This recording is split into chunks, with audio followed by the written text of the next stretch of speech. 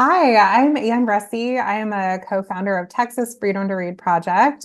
Very similar to Stefana, we kind of joke that we are basically just trying to copy everything that Florida Freedom to Read is doing because they do it so well. Um, so our mission is very similar. We are a 501c3 in structure, so that's a little bit of a difference. I'm a mom in Katy ISD, which is a large suburb outside of West Houston, where we have made national and international news and headlines for a lot of our shenanigans, especially around book bans. And Lainey, do you want to introduce yourself? Yeah, I'm Lainey. I'm also in Texas. I am in Fort Worth, DFW area.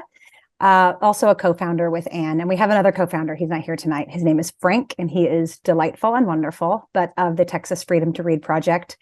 It was book banning in our children's schools that brought Anne and I together. It's how we found each other. We found each other on Twitter, and we realized we were up against the same beast in our school districts and decided to join forces. I have 4 children in public schools, and that is kind of what drives my fire to fight. My children go to school. I live in a community called Keller ISD, and we also have been all over news, international, national news for the kind of book banning that goes on. Something really interesting to add with Florida and Texas, because we're sisters now and we get to work together. We've learned that in Florida, and this is really helpful as you all sit in your communities. In Florida, the school districts are decided by county, right? Nearly every county has a school district. In Texas, it's not like that at all. We just have 1,200 school districts scattered throughout the state. And that's actually kind of some important information to know as you kind of look at what state you're in. So just kind of have that information on the top of your head. It really does make a difference. But it also means that the work we do here in Texas, we are working with 1,200 separate school districts who are banning books for different reasons and at different rates and at different times. And it's chaos, but that is the work we are doing here in Texas. Awesome. And then Lainey, do you want, well, so just to finish this section off, we are, advocacy, accountability, and action. But we're here tonight to talk to you, like we all said, about the public records process. It might go by a different name depending upon your state. Here in Florida, it is public records. It's public information requests in Texas. All of them fall under FOIA, which is the Freedom of Information Act. So every state has the ability to access public records, and there's a pretty consistent process, though there are slight variations, and we'll talk about those as we go on through. So I'm going to kick it over to Lainey then for the rest of this section. Hello. Okay. So mostly I just kind of want to, before I jump into some of the facts on here, I want to talk a little bit about, I want to give you all a basis of why would you ever want to file a public information request in your community. A lot of the work that Stefana and Anne and I do is in school districts. We also work with what's happening in public libraries, and all of this information will apply very similarly to really all divisions of the government. But we're going to talk to you a lot tonight about school districts, because that is really a huge portion of what we do. And just to kind of start you off, to get you a really good understanding, why would you ever want to do a public information request in your school district? What does it have to do with book banning? That kind of a thing. And I'll just want to give you a little background as to how I jumped into this work to help you understand why. And that is, one day I found out that a terrible book had been, what was called a terrible book had been found on the bookshelves in my children's school district. It started with Gender Queer, which many of you are probably familiar with that book. Someone screaming and yelling about this book came to a school board meeting, brought hordes of people with them with literally a wagon full of books, right? We laugh, but literally a wagon full of books that were all apparently obscene books that should not be in our libraries. And they were there to let the school board know that this quote unquote pornographic material must be removed from our libraries to keep our children safe. And they were using all of the words groomers and pedophiles and, all of the great stuff. And it was chaos. We had pastors praying and calling everyone to giant signs that said all sorts of horrific things about blowjobs and math and reading. And it was truly chaotic. And within the next few months, we had 41 official book challenges in our community. It is the first time in our community that any books had ever been officially challenged in our school district. In the history of the school district, none had ever gone through this official challenge process. Well, some of us wanted to know where these came from. Who was challenging these books? Why were they challenging these books? What exactly was the process to challenge these books? Why was the district so quickly trying to appease them and just pulling books off of shelves left and right? And it was chaos, and no one knew what to do, and what do our policies say, and who should be involved, and are people coming from outside of our community? And we had all of these questions, and public information requests were the answers. That's how we got most of the answers as to what was behind this movement. So we started going to the school district, and we would say things like, we would like a list of every book that has been challenged in the last 90 days. It's like, send an email, dropped it in. That's what we want. And we want the name of who challenged it, the reason they challenged it, and if they live in the district, right? And then we want a copy of your book challenge policy procedures, right? So we started following this, and we started to realize, oh, it's the same 3 people challenging all the books, or, hey, our district where's the form work? Where's the form that they filled out? Well, they didn't fill it out. Well, doesn't the policy say they have to fill it out? So these are the kinds of things that a public information request was helping us get to the bottom of. So that's kind of your basis. That's one of the reasons, and really kind of the basis for what our organizations came to be, and to give you an understanding of when you would need to submit. It's one of the many reasons, but when you would need to submit a public information request. So our number one request to all of you is to start early. I don't know what state you live in.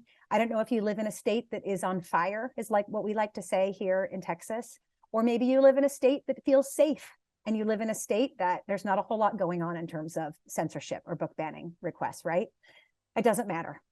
I'd like to share a really quick story of something that happened at the beginning of all this madness. And I was on Twitter sharing what was going on when they pulled the Diary of Anne Frank, the graphic novel adaptation, off of shelves. And I got to join the book challenge committee, and I tweeted about it. And someone tweeted back at me and said, why do you people keep electing? Why do you people out there keep voting for people who are doing this? And I said, so I replied to him, this man on Twitter, I don't know where he lived at this point. And I said, sir, I have a question for you. Did you vote in your last school board election? I just tweeted it at him, and he tweeted back, and he said, well, I don't have to, because I live in Connecticut and I don't have to worry about things like this. And that was it. And that was the moment I realized, it's not that we're electing these people. It's that everybody's staying home and they're not doing the work to realize what's going on in their communities, because this can happen in any community, in any state. We see little pockets in blue states, purple states, and we see the wildfires in red states. So when I say start early, and when we all say start early, it doesn't matter what your school district looks like right now. You need to be at board meetings. So we're going to go to our slide. You need to be making connections with educators and educator organizations, and you need to get to know these people, right? I want you to know, use your public records process to check in with your local school district. There's a line here on this slide we have right now that says start early. The last 2 are really important. Ask your district to create a public database of censorship attempts. You need to make sure that your school district is keeping track of people trying to challenge books. That is one of the first things any of you can do. Call up your district librarian, call up your district curriculum specialist. Start with a librarian that you know. Ask, does our district have a database? Are we keeping track of every time a book is challenged? And you've got to ask that question. And if they don't, it's time to figure it out. And that goes to our next point. Ensure that, this is again, call your librarian. Call your district curriculum specialist. What do your school district library acquisitions policies look like? And what does the reconsideration policy look like? What that means is when someone challenges a book, what does the process look like?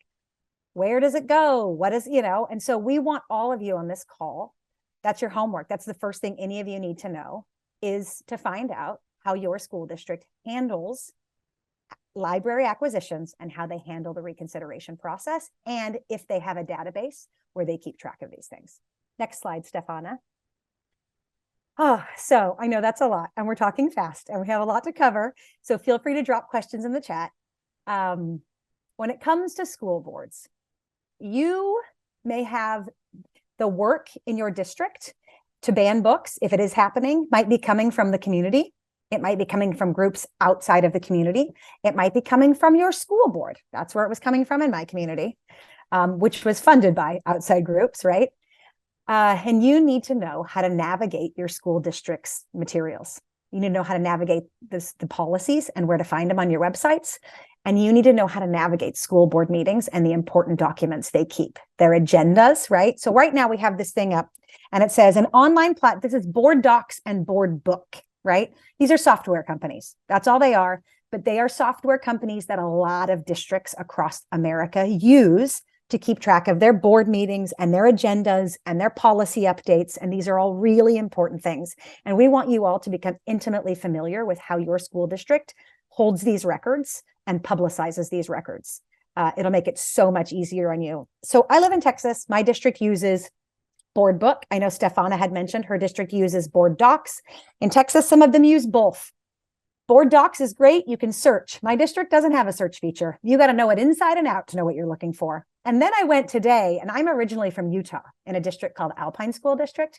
And I went to their website today just to do a little research. And they don't really have anything. They have a bunch of Google Docs where they keep everything. And it was wild to try and navigate. And they've been on the news for their handling of censorship and trying to pull books. So get to know how your school district holds on to their policies and their agendas for school board meetings. All right, next slide, Stefana. As you are working in your district and as you start to ask questions, as you start to research your policies, especially the book challenge procedures, and if there's a database, you might run into some problems, right? If you start digging and they're trying to hide something, they're going to stop talking to you and they're not going to give you anything. And of all the tools that we've used here in Texas, of everything that we have found and of all the work we have been able to do, I would say our largest, our most amazing asset has been people within the schools who see something happening and it makes them really uncomfortable and they reach out to us. If we don't have that insight, how would we know? If we have school districts where the librarians are being forced to quietly do internal reviews and pull books off of shelves, how would we ever know if a librarian didn't feel incredibly uncomfortable with it, right? If there are databases that exist where they're keeping track of all these books that they're pulling or being censored, and no one will answer you. Say you call the district and say, is there a database? And they refuse to tell you. If you don't know it exists, you don't know it exists. So we want to talk a little bit about whistleblowers and people within your communities who might be able to share information with you. We want you to find a way to keep their identities safe. We don't want them to lose their jobs. And what they're doing is not illegal. In fact, all of this information is public record, right? So they're not sharing illegal things with you, but that doesn't mean that there isn't a movement in the community, which we're seeing everywhere, to attack librarians and educators and try and get them fired, right? And they may even have a school board, like in mine, that's not friendly to anyone who is pushing back against censorship. So as you work in your communities, find ways to hear from people in an anonymous way, right? Does it look like a report, or does it just look like sending out that call that says, if anyone needs anyone to talk to, we're here to talk to you. We have to, build relationships, get to know the librarians, get to know the educators, get to know the superintendent, get to know your school board. Any of those people could be, people who can help you in this journey. Take notes on your phone calls, write down dates, write down times, ask the people you're talking to do the same. Because that information becomes really helpful when you go to search. Oh, there was a meeting on this day and there were all these handouts and there were all these emails about it. Well, what day? If you can remember that day, it's going to be so much easier for you to send a public information request and say, I would like all the emails sent to all district librarians from August 1st to August 10th, right? And then you know that those emails are going to come to you. And when we send public information requests like that are based on insider knowledge, we cast a slightly wider net to protect the identity, right? Because if I said, hey, so there's this chart that has these books on it and you have an email that came from one person in the community, I want that. They're going to say, how do you know that exists, right? It's going to tell on someone. Well, so I'm going to ask a much bigger question, although I don't want it too big because I don't want too much information. But if there's, so just remember to also hugely important, number 4, say there are screenshots and things. A lot of people don't realize when you share screenshots, there's often a lot of identifying information in those screenshots. If you share a Facebook screenshot and you don't look to see if somebody's little icon pictures at the bottom and you could be giving someone away. If you do a whole screenshot of your phone, you might be getting the top of the image that you don't even realize is actually somebody's name at the top. So be really careful with that. All right, next page, Stefana. Here we go. Freedom of Information Act or Public Information Records requests. Here in Texas, like Stefana said, we call them PIR requests. We just call them PIRs for short. In Florida, they're called FOIAs, Freedom of Information Act.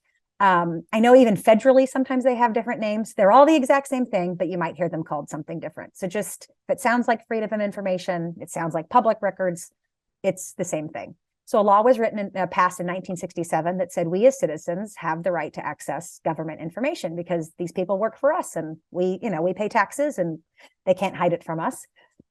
So if any document or record has been created by a public school official or an employee operating in their official capacity, you are very likely to have a right to see that information. There are limited exceptions, personal privacy, like if there was, a record of a student who got in a fight and had to go to the hospital, you don't get access to all of those details. Or communications between a school board member or an employee and a lawyer. You don't get records of those communications. But if there are any conversations through email about book challenges, guess what? Those are yours. You get access to those. If there is a Google form that they are creating within the office that is not public, that keeps track of all the books that they're reviewing or reading, or you get access to that. Any work product at a school district, you have the right to see it, right? So the last bullet point here is even some personal communications of government officials, if business is conducted, are subject to FOIA and PIR requests. This has become the biggest headache for us in my school district here, and I'm sure everywhere, and in Texas in general. We have school board trustees who know that we do public information requests and who know that we have access to their emails. So they have decided to do all communications about this stuff through their own text messages and Slack channel messages. We ask for them all the time. They tell us they don't exist. We know the records exist. So it's complicated, but you have every right to say, I would like the text messages between all of the trustees about the books that have been challenged in our community. And the trustees are required by law to hand them over to you if they are discussing with each other school board issues. Frustrating, but just want to give you that information. Keep pushing hard for even if they say it doesn't exist, it's okay to keep pushing. Next page. Oh, okay. So I think we covered it, right? Stefana and Ann, you're next, Stefana. That was a lot. It was, yeah. So, all right. So, when I first started doing this back in 2021, we were only really doing a couple of districts, and we kind of weren't really organized with what we were collecting. And as we started adding more and more districts, we were like, oh, all right, we need a tracking sheet. We need to remember who we emailed, asked about what, and how long those have been waiting. So my new warning to everyone getting started with FOIA is have an organization system, have a tracking sheet for when you filed your request, who you sent it to, what you're asking for, when they've acknowledged it, just to kind of keep a little track of what's out there. And then start some template requests, especially if you're going to be a statewide organization looking at multiple districts. This makes it really easy to have just a template ready when there's a policy update and you're going to ask for the same things. Or if for us, it's every single year there's information that has to get reported to the state, and every district has to report it. So there's just one email I can copy, paste, and send to all 67 counties across the state. So have some templates available and ready. It'll save you some time. And then depending upon where you're going to keep your records, Google Drive is really efficient for many people. Just kind of set up your folders. Depending upon the types of filing systems and if your district uses electronic FOIA request software, you may or may not get a number assigned for each request that you file. Sometimes it's really good to use that number as your folder name. If you're filing in multiple districts, maybe do it by district and by month. But these are things to just consider. What do you want to work with, and how can it grow with you before you get too far into everything that you've done? With making your requests, there's a lot of different documents that you can ask for. As Lainey covered, a lot of communication, so your emails, text text messages, team chats, even calendars. You can request the meeting information on the calendars. Presentations, don't just ask for the presentation, ask for speaker notes that go along with it. Tracking sheets and reports. If you're talking about and filing for book challenges, oftentimes there is some sort of spreadsheet that they're using to track. Sometimes if there is an online cataloging system for either classroom libraries or the library system in general, you can request reports from there. Forms, we've talked about objection forms, reconsideration and review forms that are used, ballots that are turned in during the committee review process, maybe even minutes from those reviews. So there's a lot of different forms that can be requested. And then guidance and memos. This is a little bit easier than trying to track down particular emails. If there's a new policy change, there's usually some sort of district guidance that's sent either from the superintendent or from the head of the department. And so you can sometimes find good information without having to do a very wide email search if you request guidance and memos versus, all emails on HB 1069. And then using a time frame can really cut out extraneous information. As Lainey said, if you're trying to protect whistleblower information, this is usually where you can, increase your buffer by a few weeks or even like a quarter, and kind of hide that you have kind of more details that you're looking for. But a time frame can really cut down on the amount of extra emails that you could get. Are there specific people or work groups? So oftentimes when you're talking about book bans, you're talking about librarians or media specialists, depending upon their title. You're talking about curriculum. It could be to the teachers, and then usually the superintendent and even sometimes the board members can be involved. I will caution that if you request all board members and the email is sent to all board members, you will see the same email multiple times and you will pay for that repetition as well, possibly pay for that repetition. So usually if you know that there's one or two board members that are actively involved, you might just want to stick to those names as opposed to requesting the entire board. And then use keywords like titles of the material, authors, themes, or terminology related to the policies that you're interested in. So, sometimes you can use the policy number, the law that was passed. A lot of times, if you know that there's particular language that an opposition book banning group is using, you can use some of those words as keywords to narrow your searches. Invoicing can happen if your request is very large. Most emails are going to have to be reviewed for redaction. Those fees can add up. So if you can avoid emails and ask for other types of documents, you will probably end up saving yourself a lot of money. When we first started doing this, there were a large number of districts that would come back with invoices that were, I think the largest one was $22,000. We were just kind of like laughing. We're two moms. We have no budget. We're completely volunteer.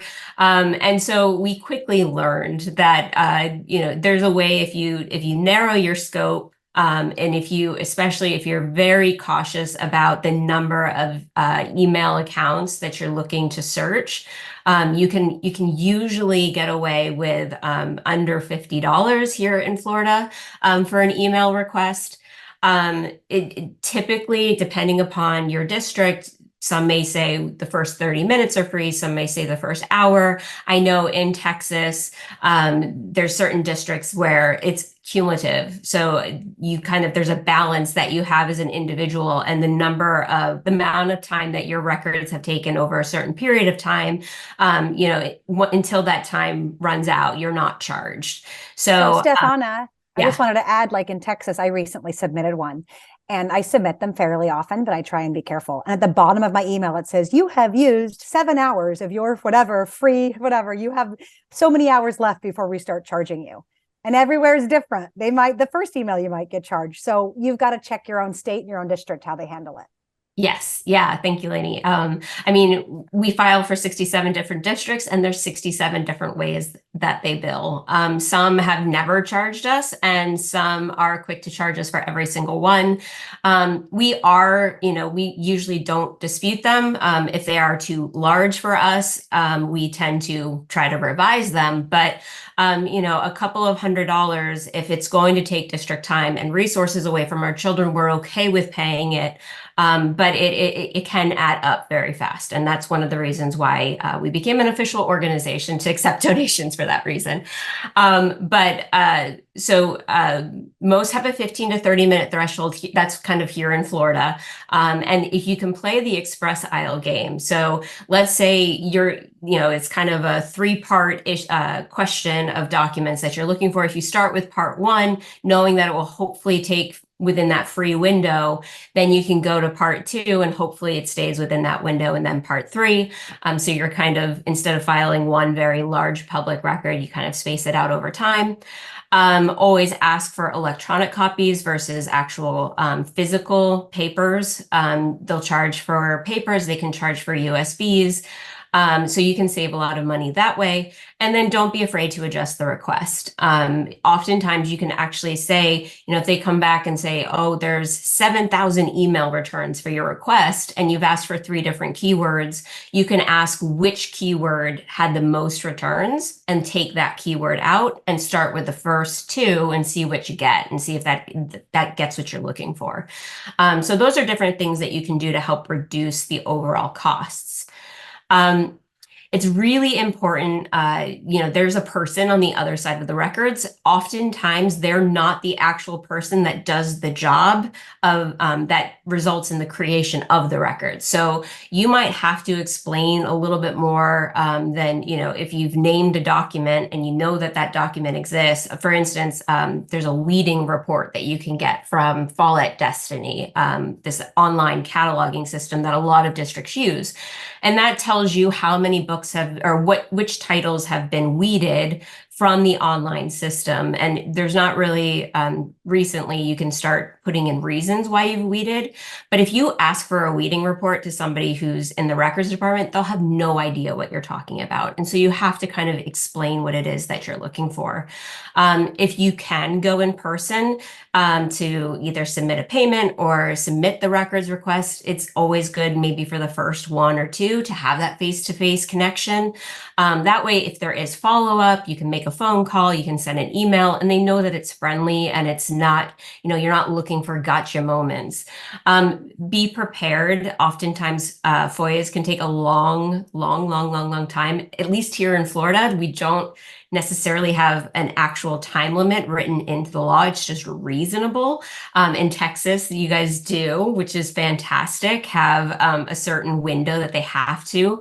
There's been times where I've filed so many, like if I file 67 all at once, across the state, I might lose track of them after 2 to 3 weeks of not hearing back, which is going back to the tracking, why it's important. And so make sure that you follow up on a regular basis and be kind, because you're not the only person that they're doing this for. And if you happen, again, if your email request is large, that takes a lot of time for them to scroll through and make sure that there isn't any student data that cannot be made public. So just some samples of FOIA requests. This one is really informal. We have found an informal request is usually gets the best results for us. We don't quote the law. We don't threaten, right off the bat, and it's worked out well for us. So just like you're sending an email, make sure your who, what, where, when, why is in there as much as you can, and finish it off nicely. Thanks for your attention, and hopefully you'll get a response. And if they have any questions, they'll definitely ask. This is kind of what a formal request looks like. So you can see there's a lot of jargon. There's definitely an article cited. So you've got your citations, you've got a bulleted list of exactly what you want. And, I'm going to follow up with you setting clear expectations within 48 hours. You can do a balance between the two. So, you can give that expectation of when you will be following up for an answer if you haven't heard anything. Like I said, we tend to go with a friendly and informal, and it's been pretty successful for us. There are some districts that use online FOIA software. So you might be limited in the number of characters that you can fill in there. And so just be cognizant of that. But if it's an online system, you may also be able to review other public records that have been filed. And so you can see if somebody else has already requested the information. Once it's requested once, it's free. It's basically free to anybody else that wants it. So if they do use an online system, you can often see other people's public records and their results, and you might be able to save yourself time and money that way as well. All right, don't forget to log the request. And that is my last piece of advice before passing it over to Anne. All right, if you want to move.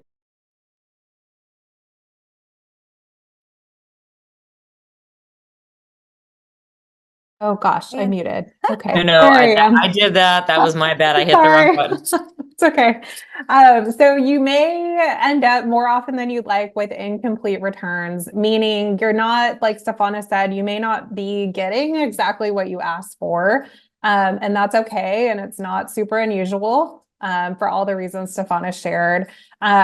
Just to reiterate, the people working in your open records office or in the legal office or whomever's plate this falls on, in your school district or your public library or your county government or whomever you're speaking with, this is likely one aspect of their job and not their entire job. It's also probably a role or a responsibility that has multiplied in these past several years as things have become more and more focused on just kind of local government, local governance. And I think in Katie anyways, like as parents maybe have become more suspicious of the public school system in some ways, or some of the conspiracies kind of run rampant.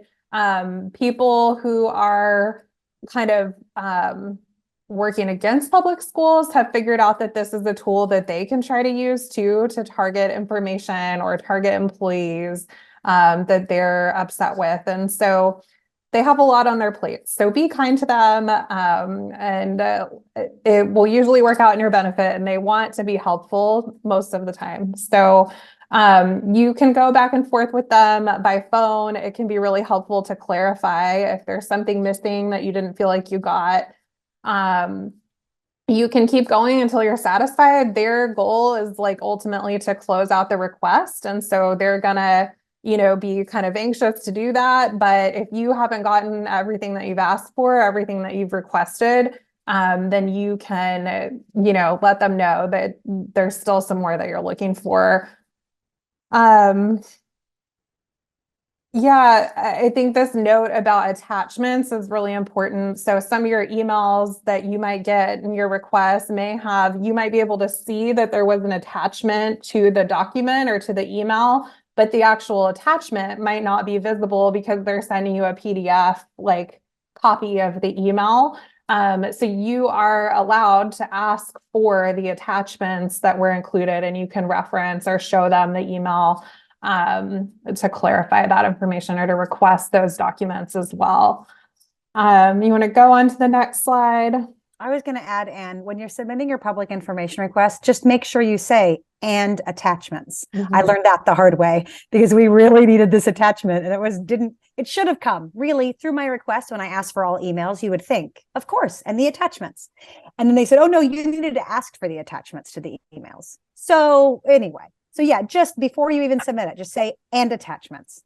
And I'm going to add one more, because there are certain districts where everybody puts an image in their or a JPEG file in their signature, and every single one of those is an attachment. So if that happens the first time, know that you may want to say only documents, not image files. That could help limit the amount of data. Gosh, that thousands of pages that you might end up with just signature files. Yes. So hopefully we're saving you all a little bit of headaches as you embark on your FOIA journeys. but also maybe some solidarity if you encounter some of these obstacles or unexpected things that happen. You're not alone. And most of us are just parents like trying to figure this out, or just citizens in our communities trying to understand what is happening with our local governments or school districts. So it's okay to have these really wacky things happen and just kind of learn from them and keep moving. I think it's important to recognize that there is some information that's not legally subject to disclosure under the Freedom of Information Act laws. That includes things that are like attorney-client privilege or communication about legal issues, sometimes like identifying information, like Stefana mentioned, things that have to be redacted are not subject to FOIA. But sometimes what we've run into in Texas is some of our school districts, it feels a little bit like they don't want to give us certain information. So they will kind of like claim certain things are not subject to the FOIA, and they will send a letter to the Attorney General, which happens. It's becoming more and more common in Texas anyways, in my experience. But the biggest problem with that, or the biggest annoyance with that, is it delays the timeline on the return.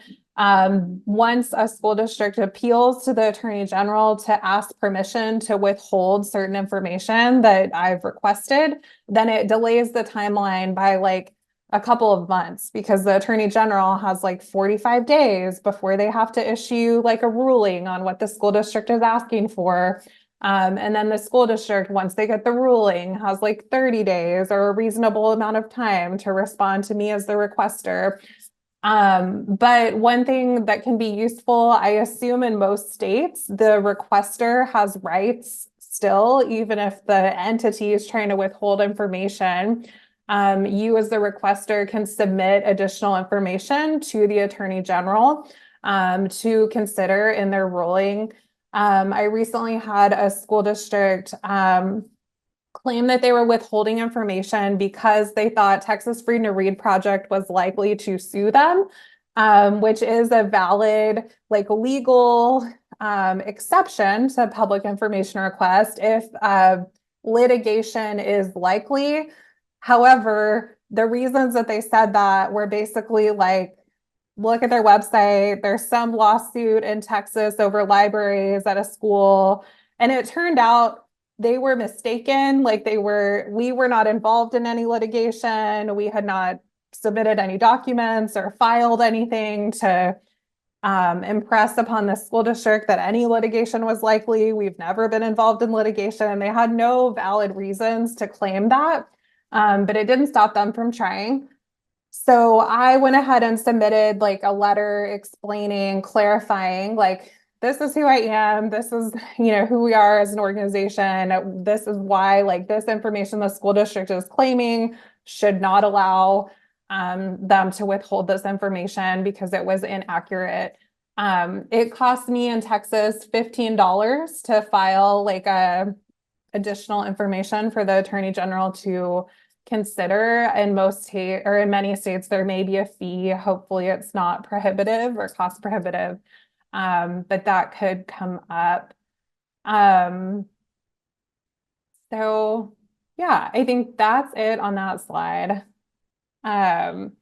Finally, I think these are just some other pointers to consider, kind of crumbs to look for, especially if you get these big returns, like thousands of emails.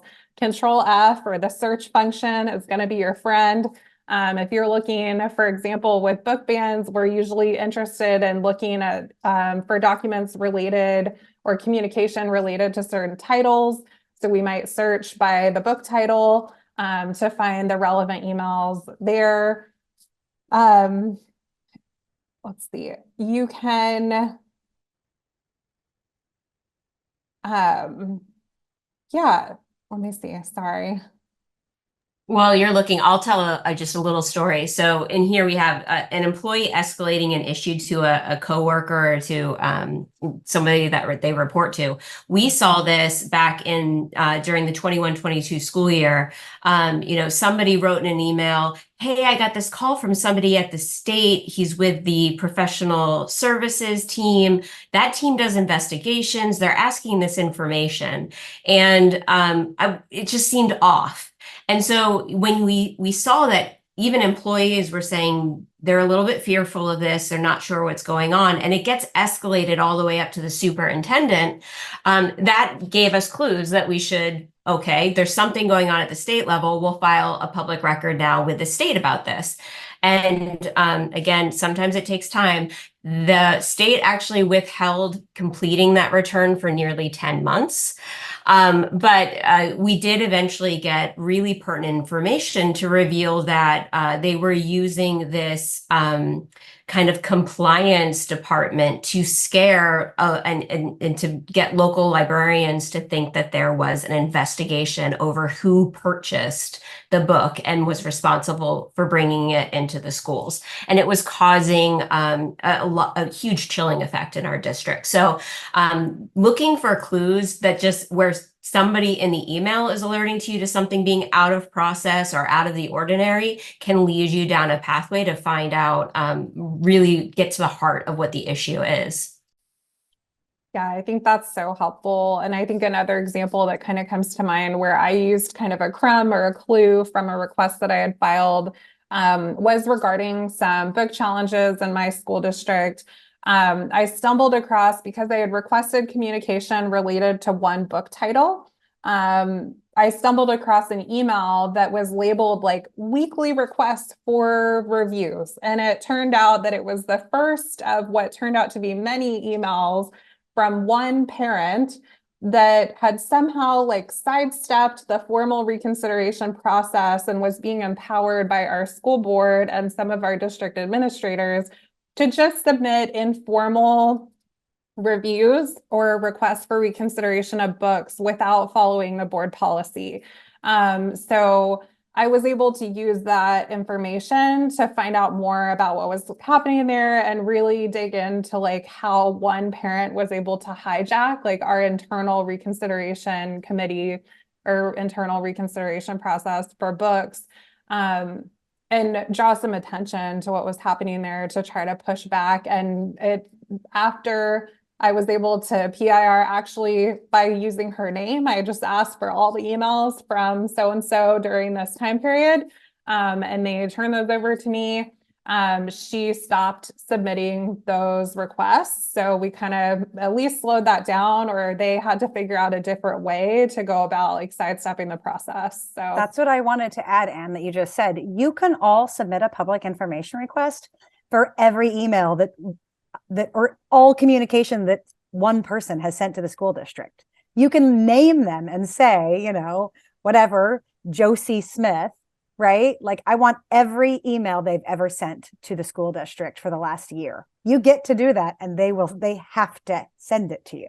So if you know there's someone in your community that is actively trying to, and you want to understand what they're doing, ask for their emails. It has brought us a lot of interesting information. So, and I feel like we could do a whole nother presentation on like what to do with the information once you have it.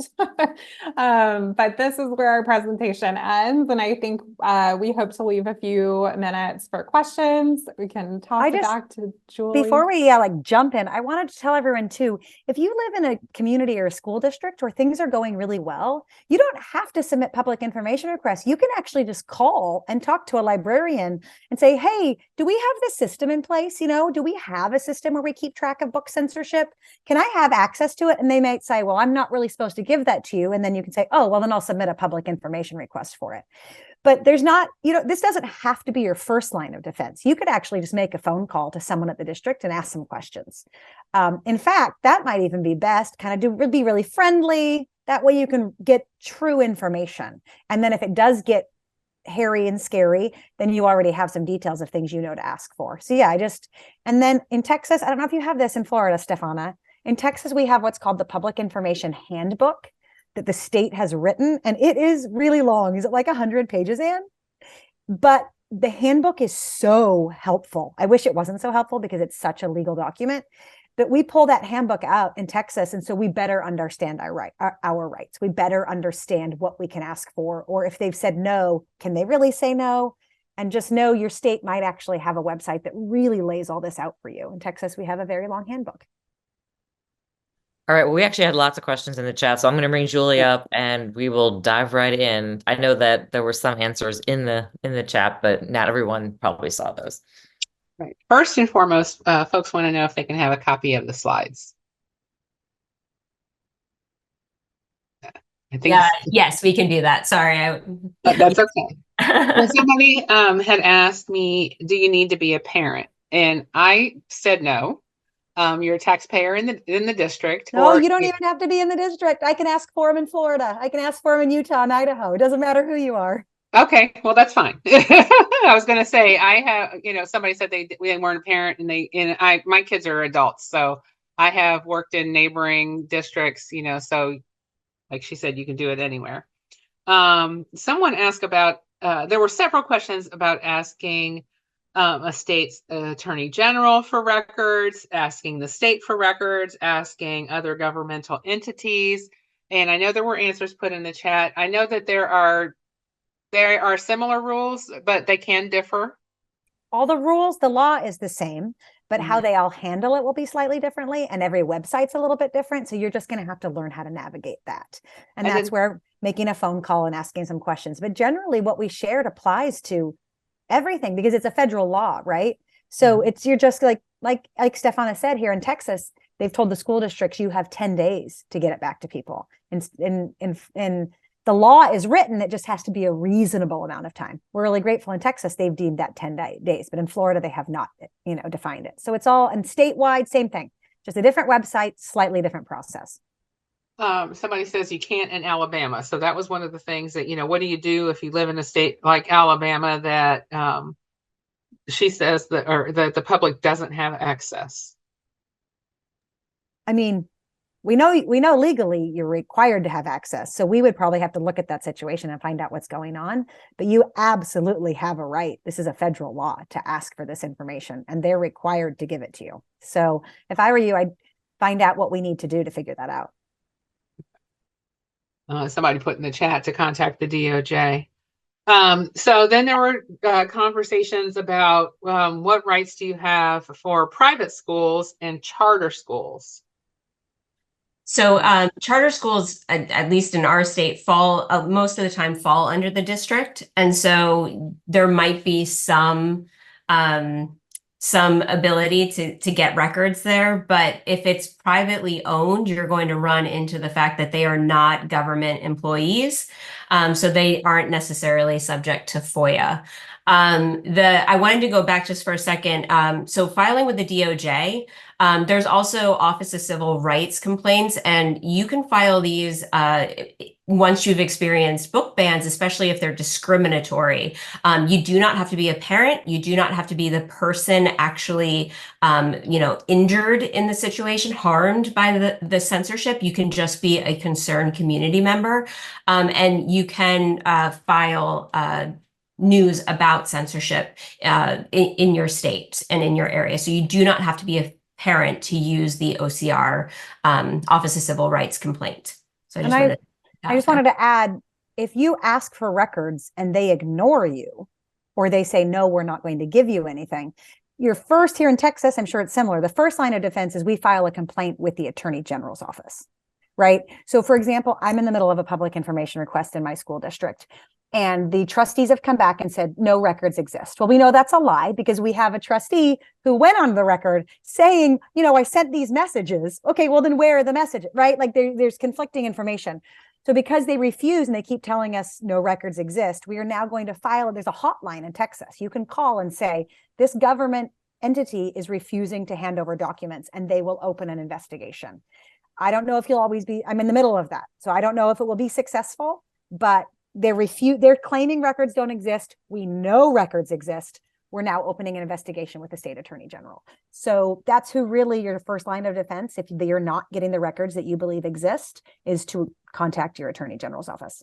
And there should be like, again, type in, state public records or your district. There should be even a phone number that says this is the hotline to call if your government entity is refusing to hand over records. I think I don't know about Texas, but it's not a very long statute, but we do have, if you look in the Florida penal codes, there's a statute for public records. So we don't have a whole handbook, but there's at least one statute that you can reference, and it tells you where to follow up if you haven't received your information. Okay. And then religious schools are just like private schools, are they not? Okay, somebody made a difference between that. And then we have public libraries versus public schools. And I know that was answered that those are both very similar, correct? Yes. So usually for your public libraries, you're going to look at either if it's a city public library or if it's a county public library, you'll go to that county or city council's website and you'll look for how to file public records there. If there is sometimes you could send an email to your library director asking where can I file public records if you can't find that information. But usually you're going to go to whatever governing body of that public library, whether it's city or county. And then someone asked about FOIA abuse, but FOIA requests have to be answered regardless, right? Yeah, so like I said, in the state of Florida, the time periods have gotten, they can be very, very long to wait. And because oftentimes it's one person, there's some districts where it's so small that it's the superintendent that's actually fulfilling your public records requests. So, there is a bit of patience that's necessary. We try not to be exploitive of the process. There's a regular time period, even though people can file objections at any given time. We're not going to ask every single day, hey, what's your update on your objections, right? We're going to ask quarterly or annually, depending upon how active activity has been in a particular area. That's one of the reasons why, though, we do encourage districts to post an open public database. So as much information that they can put online ahead of you making these requests, it's going to be advantageous for them and for you. Well, so Stefana, I want to add to that. Yeah. In our district, where they're pulling books off of shelves, and we kept saying, every week, and we want a new list of the books that have been officially challenged. And I said, you might as well just put this online because we're all going to be asking for it regularly. Just give us an online database of the books that are being challenged and the process, so we can watch them. And they did, because they knew we were going to be asking for it, and lots of people were, so they just put it online for us. So that's totally an option, to say, hey, we're all going to be asking for this. And then one other thing I wanted to add that's been really helpful here is I can go in and I can request all of the information that was given to other people in public information requests, right? So someone mentioned someone in their community is like filling it up and, getting in the way. Well, it might be interesting for you to see what they're getting. And you go to your district or your community and you say, I would like all the records, that were handed out in public information requests over the last 2 weeks, or, whatever it may be. My district has a piece on their website where you can see everyone who submitted a request and what they asked for. And it numbers them. And I can go in and say, I would like all the records that were sent to this person with PIR number 7321. And they just can just forward me the email ultimately, right? And that's not going to cost money because they already put it together. Okay. All right. Well, I think we are almost to time here. Very quickly, since we have like a couple minutes left, someone did ask, were you successful in getting books back on the shelf? I've had one success in Katie. It was a couple years ago over This Is Your Time by Ruby Bridges, was removed through an internal reconsideration kind of early on when all of this madness started over alleged CRT, quote unquote. That book was removed based on it being removed in neighboring districts, which is something we see a lot of copycat like bans and censorship. At the time, my school district allowed me to reverse challenge that book. And I don't know I think I actually did use PIRs to understand how that book got removed in the first place. And I discovered through that process that the majority of librarians on the internal reconsideration committee voted to keep the book in elementary schools. But because there was supposedly a different standard for what was considered like a majority for internal reconsideration reviews, they removed it or limited it to middle school and up, which is like not of interest to most middle schoolers. Like it's clearly written for elementary school students. So anyways, I did have success getting that book back and it felt really good. And I did use PIRs to save that book, but I will just quickly say, I know we're at the last minute, but Texas and Florida have laws that have changed.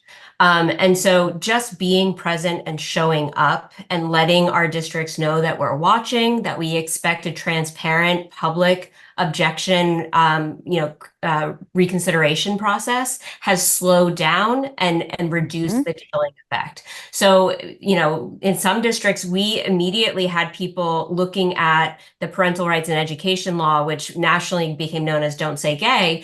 And they said, oh, we can't have LGBTQ plus representation at all in our libraries.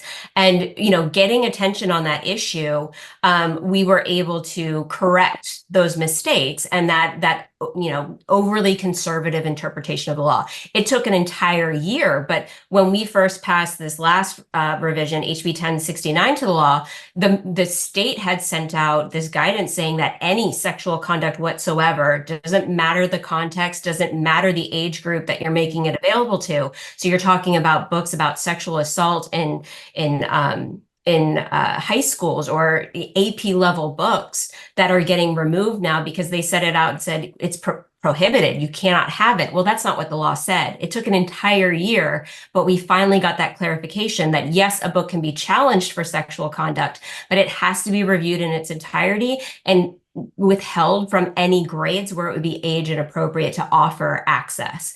So that's not a full prohibition, and that small change in language was just so important to make sure that we're slowing down and we're not arbitrarily removing hundreds of books just because, Shakespeare has sexual conduct in it. Hemingway has sexual conduct in it. Dictionaries have descriptions of sexual conduct in it. And we've had all of that removed in Florida because of how ridiculous that interpretation was of the law. So we have gotten books back and we have been successful in slowing down the chilling effect. I was going to say, I think slowing them down. I know what something real quick we've used here is we've decided to publicly humiliate the people who were trying to ban books for really awful reasons. We had this woman who was like, there was a book about a little girl with black hair, and her complaint was this book shouldn't be on shelves because it's more about black hair. Like that was her complaint, and she submitted it. And so you know what we're going to do? We're going to ask for those records and we're going to blast them all over the internet so people know that we have race, right? Like this is racism. Right? Like you can't do this privately. You don't get to be a private racist and get these books pulled from shelves. So if you want to call this book and say it's about black hair, we're going to tell the whole community that's why you want this book challenged. Guess what? People aren't challenging as many books anymore for racist reasons because they don't want everyone to know they're a racist. So, I mean, I don't want to be a jerk, but sometimes we just have to humiliate these people out of it.